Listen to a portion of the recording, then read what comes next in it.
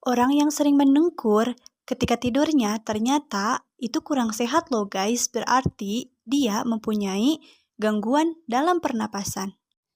Namun, biasanya mendengkur ini dialami oleh pria loh guys, terutama pria di atas usia 70 tahun. Dan untuk orang-orang yang mendengkur, kalian harus lebih berhati-hati guys, karena seseorang yang mendengkur secara teratur beresiko 5 kali lebih tinggi terkena penyakit kardiovaskular atau CVD dibandingkan yang jarang mendengkur. Nah, sedangkan untuk kalian yang mendengkur karena disebabkan oleh hidung tersumbat, dapat disembuhkan dengan menggunakan strip hidung. Ternyata cukup berbahaya ya mendengkur ini. Saya akan membahas tips untuk mengurangi mendengkur di video berikutnya ya.